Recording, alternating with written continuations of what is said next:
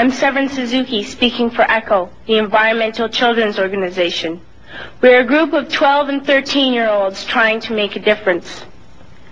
Vanessa Suddy, Morgan Geisler, Michelle Quigg, and me. We've raised all the money to come here ourselves, to come 5,000 miles to tell you adults you must change your ways. Coming up here today, I have no hidden agenda. I am fighting for my future. Losing my future is not like losing an election or a few points on the stock market. I am here to speak for all generations to come. I am here to speak for the countless animals dying across this planet because they have nowhere left to go. I am afraid to go out in the sun now because of the holes in our ozone. I am afraid to breathe the air because I don't know what chemicals are in it. I used to go fishing in Vancouver, my home, with my dad, until just a few years ago we found the fish full of cancers. And now we hear of animals and plants going extinct every day, vanishing forever. In my life, I have dreamt of seeing the great herds of wild animals, jungles and rainforests full of birds and butterflies. But now I wonder if they will even exist for my children to see. Did you have to worry of these things when you were my age? All this is happening before our eyes, and yet we act as if we have all the time we want and all the solutions. I'm only a child, and I don't have all the solutions. But I want you to realize, neither do you. You don't know how to fix the holes in our ozone layer. You don't know how to bring the salmon back up in a dead stream.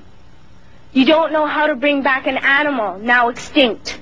And you can't bring back the forest that once grew where there is now a desert. If you don't know how to fix it, please stop breaking it. Here, you may be delegates of your government, business people, organizers, reporters, or politicians, but really, your mothers and fathers, sisters and brothers, aunts and uncles, and all of you are someone's child. I'm only a child, yet I know we are all part of a family, 5 billion strong. In fact, 30 million species strong. And borders and governments will never change that. I'm only a child, yet I know we are all in this together and should act as one single world towards one single goal. In my anger, I am not blind, and in my fear, I am not afraid of telling the world how I feel. In my country, we make so much waste. We buy and throw away, buy and throw away, buy and throw away, and yet northern countries will not share with the needy. Even when we have more than enough, we are afraid to share. We are afraid to let go of some of our wealth. In Canada, we live the privileged life, with plenty of food, water, and shelter. We have watches, bicycles, computers, and television sets. The list could go on for 2 days. 2 days ago, here in Brazil, we were shocked when we spent time with some children living on the streets. This is what one child told us. I wish I was rich. And if I were, I would give all the street children food, clothes, medicines, shelter, and love and affection. If a child on the streets who has nothing is willing to share, why are we who have everything still so greedy? I can't stop thinking that these are children my own age, that it makes a tremendous difference where you are born. That I could be one of those children living in the favelas of Rio. I could be a child starving in Somalia, or a victim of war in the Middle East, or a beggar in India.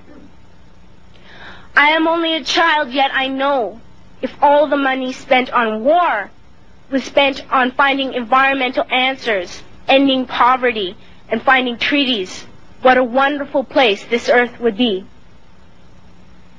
At school, even in kindergarten, you teach us how to behave in the world.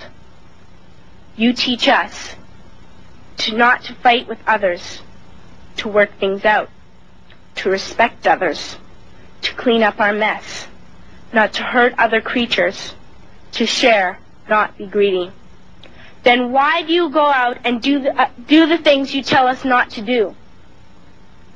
Do not forget why you are attending these conferences, who you're doing this for.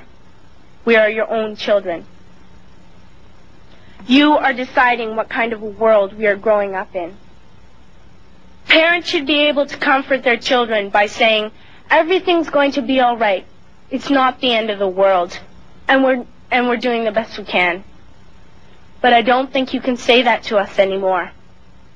Are we even on your list of priorities? My dad always says, you are what you do, not what you say. Well, what you do makes me cry at night. You grown-ups say you love us, but I challenge you, please, make your actions reflect your words. Thank you.